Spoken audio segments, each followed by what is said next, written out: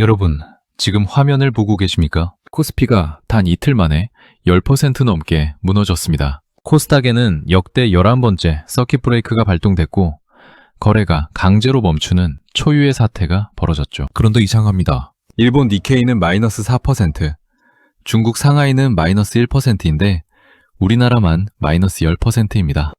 그냥 중동 리스크 때문이라고만 합니다. 그런데 여러분, 이걸 다르게 생각해 보신 적 있으십니까? 전 세계에서 글로벌 충격에 가장 민감하게 반응하는 나라, 그게 바로 대한민국이거든요. 이 말은 전 세계가 흔들릴 때 가장 먼저, 가장 크게 반응한다는 뜻이기도 하지만 반등할 때도 전 세계에서 가장 빠르고 가장 강하게 치고 올라오는 나라가 바로 우리라는 뜻이기도 합니다. 오늘 저는 언론이 절대 말해주지 않는 코스피가 이렇게 무너지는 진짜 이유와 함께 왜 지금 이 순간이 대한민국 투자자에게 기회인지를 낱낱이 공개하겠습니다. 여러분, 대한민국이 글로벌 민감도 1위 국가라는 사실을 알고 계십니까? 우크라이나 러시아 전쟁 때 이야기입니다. 전쟁을 직접 치르고 있던 러시아보다 전쟁터 바로 옆에 붙어 있던 폴란드보다 심지어 이스라엘보다도 주가가 더 많이 빠진 나라가 있습니다. 바로 대한민국이거든요. 처음 들으시는 분들은 이게 무슨 말인가 싶으실 겁니다. 전쟁도 안 하는 나라가 전쟁하는 나라보다 주가가 더 빠진다니 말이 됩니까? 그런데 이게 사실입니다. 주식시장에서 오래 살아남은 사람들은 다 알고 있는 이야기입니다. 대한민국 증시는 글로벌 충격이 오면 전 세계 어떤 나라보다도 먼저 더 크게 반응합니다. 그래서 오늘처럼 니케이가 마이너스 4%일 때 우리는 마이너스 10%가 나오는 겁니다. 상하이가 마이너스 1%일 때 우리는 마이너스 10%가 나오는 거죠. 그런데 여러분, 여기서 중요한 포인트가 있습니다. 글로벌 민감도 1위라는 말은 단순히 많이 빠진다는 뜻이 아닙니다. 빠질 때 전 세계에서 제일 크게 빠지는 나라는 반등할 때도 전 세계에서 제일 크게 올라오는 나라라는 뜻이기도 합니다. 대한민국 증시의 업앤다운 폭은 전 세계 1위입니다. 그러니까 지금 이 고통은 사실 엄청난 반등의 예고편이라고 보셔야 합니다. 메모해 놓으세요. 지금 이 순간을 꼭 기억해 두십시오. 대한민국은 맞을 때 제일 세게 맞지만 일어설 때도 전 세계에서 제일 빠르게 일어서는 나라입니다. 우리는 그런 나라에 살고 있습니다. 그렇다면 이번 급락의 표면적인 원인은 무엇이냐?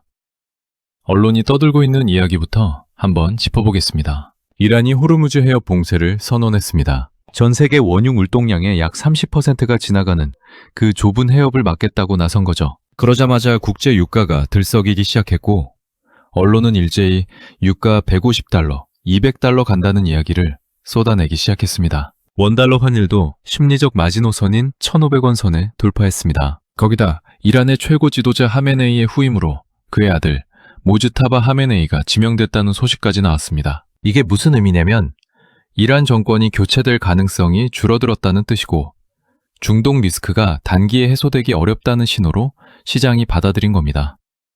여러분, 지금 이 순간 방송마다 유튜브마다 뉴스마다 온통 나쁜 이야기뿐입니다. 그런데 저는 이걸 보면서 오히려 한 가지 사실을 떠올립니다. 지수가 빠지면 나쁜 소리밖에 안 들리고 지수가 올라가면 좋은 소리밖에 안 들립니다. 사기 전에는 호재, 사고 나면 악재입니다. 지금 들리는 이 나쁜 소리들, 사실 그게 바닥 신호일 수 있다는 겁니다. 여러분, 언론이 공포를 키울수록 우리는 더 냉정해져야 합니다. 그러면 언론이 말하지 않는 진짜 이유는 무엇이냐? 여러분, 오늘 코스피 상승 종목 수가 몇 개인지 아십니까? 딱 13개입니다. 하락 종목 수는 910개고요. 코스닥은 상승 종목이 37개, 하락 종목이 1699개입니다. 사실상 전 종목이 다 빠진 겁니다. 이게 단순히 중동 리스크 하나 때문에 가능한 일이냐? 절대 아닙니다. 진짜 주범이 따로 있습니다. 바로 개인 투자자들의 신용 미수, 스탁론에서 나오는 반대 매매 물량입니다. 쉽게 말씀드리면 빚을 내서 주식을 산 분들이 주가가 일정 수준 이하로 떨어지면 강제로 주식이 팔리는 겁니다. 본인 의사와 상관없이 자동으로 매도가 나오는 거죠. 그 물량이 오늘 시장에 쏟아진 겁니다. 투매가 투매를 부르는 공포의 연쇄 반응입니다. 언론은 중동 리스크를 이야기하지만 실제로 오늘 이 폭락을 만든 건 외국인도 기관도 아닙니다. 개인 투자자들의 반대 매매 물량이 이 시장을 이렇게 만든 겁니다. 이걸 알고 있느냐 모르느냐에 따라 지금 여러분의 판단이 완전히 달라집니다. 진짜 원인을 알아야 진짜 대응이 가능합니다. 언론이 쉬쉬하는 이유가 바로 여기에 있습니다. 그렇다면 외국인은 지금 무엇을 하고 있을까요? 여러분, 숫자를 보십시오. 말이 아니라 숫자를 보셔야 합니다. 오늘 외국인은 코스닥에서만 8,800억 원어치를 사들였습니다. 어제도 6,500억 원을 샀습니다. 이틀 합산 약 1조 5천억 원입니다. 코스닥 시장 규모 대비로 환산하면 코스피 기준 약 7조 원에 해당하는 엄청난 물량입니다. 이들이 돈이 남아서 사는 걸까요? 아닙니다. 수익이 날 거라는 확신이 있으니까 사는 겁니다. 외국인들이 지금 대한민국 주식을 사는 이유는 단 하나입니다. 글로벌 평균 대비 지금 대한민국 주식이 저평가받고 있다는 판단이 섰기 때문입니다. 코리안 디스카운트가 해소되는 과정에서 이 급락은 오히려 더 싸게 살 수 있는 기회라고 보는 겁니다. 개인 투자자들이 공포에 떨며 던지는 물량을 외국인이 조용히 받아가고 있습니다. 여러분, 전문가 말보다 수급을 믿으십시오. 사람 말은 틀릴 수 있습니다. 그런데 숫자는 틀리지 않습니다. 지금 외국인이 무엇을 하고 있는지 그 숫자가 전부 말해주고 있습니다. 대한민국의 가치를 가장 먼저 알아보는 건 오히려 외국인이라는 사실. 이게 참 아이러니하죠. 여기서 한 가지 질문을 드리겠습니다. 지금 이 폭락, 과거에도 있었을까요? 있었습니다. 그것도 여러 번 있었습니다. 2008년 리먼 브라더스 파산, 2011년 미국 신용등급 강등, 2020년 코로나 팬데믹, 그때마다 사이드카가 발동됐고 서킷 브레이크가 걸렸고 언론은 대한민국 경제가 끝났다는 이야기를 쏟아냈습니다. 그런데 결과는 어땠습니까?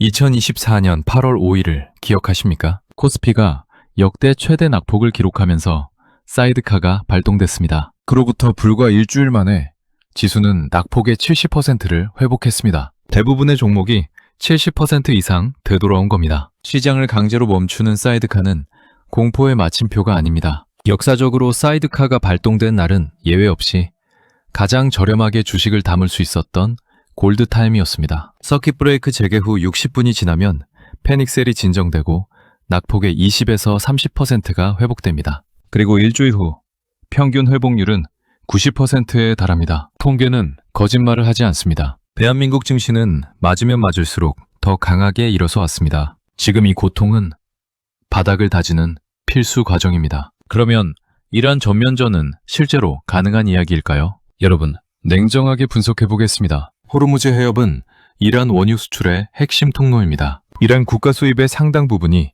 이 해협을 통해 나옵니다. 호르무즈를 봉쇄한다는 건 이란 스스로 자신의 자금줄을 끊는 자멸 행위입니다. 경제적으로 불가능한 선택입니다. 거기다 이란 내부는 지금 권력 승계 문제로 혼란스러운 상황입니다. 전면전을 감당할 내부 체계가 갖춰져 있지 않습니다. 미국의 셰일 오일 생산량은 현재 역대 최고 수준입니다. 오페펙 플러스도 유가 급등 시 즉각 증산으로 대응할 준비가 돼 있습니다. 유가가 150달러, 200달러 간다는 이야기는 공포 마케팅에 가깝습니다. 과거 지정학적 리스크 데이터를 보면 사건 발생 직후 평균 10% 내외의 조정이 있었고 한 달 이내에 하락폭 대부분을 만회하면서 강력한 반등을 보여왔습니다. 지금 상황도 다르지 않습니다. 3월 중순 이후 외교적 중재 소식이 들리면 억눌렸던 증시가 용수철처럼 튀어오를 겁니다. 대한민국은 이런 외부 충격을 이겨낸 역사가 있습니다. IMF도 이겨냈고 금융위기도 이겨냈고 코로나도 이겨냈습니다. 이번에도 다르지 않습니다. 그렇다면 반등 시 어떤 종목이 가장 먼저 움직이느냐? 여러분, 핵심 원리 하나만 기억하십시오.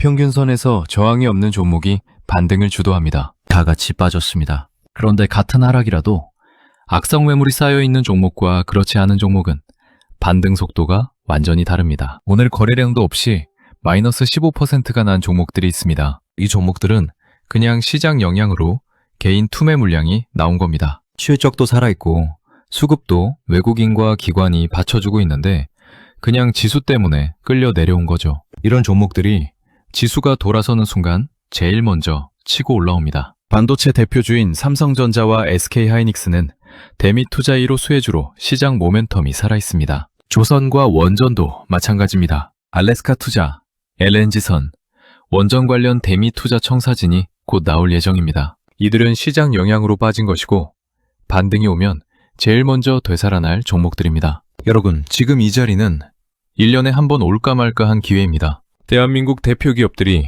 이렇게 싼 가격에 나오는 순간이 언제 또 오겠습니까? 지금 이 자리를 놓치지 마십시오. 여러분, 지금 이 순간 가장 중요한 것은 중심을 잡는 겁니다. 3월 중순, 대한민국 증시의 반전 시나리오가 시작됩니다. 대신증권은 코스피 목표치를 7,500으로 상향 조정했습니다. 그 근거는 반도체와 AI 관련 기업들의 실적입니다. 지금 이 폭락은 7,500을 향해 가기 위해 반드시 거쳐야 하는 마지막 조정입니다. 역사는 항상 같은 이야기를 반복해왔습니다. 공포의 매몰도에 시장을 떠난 사람은 반등의 과실을 단 한 번도 누리지 못했습니다. 반면 공포의 정점에서 버텨낸 사람은 예외 없이 웃었습니다. 여러분 주변에 주식 제일 못하는 사람을 떠올려 보십시오. 그 사람은 지금 뭘 하고 있을까요? 아마 지금 던지고 있을 겁니다. 그 사람이 던지는 물량을 외국인이 받아가고 있습니다. 여러분은 그 반대편에 서십시오. 공포가 가장 클 때,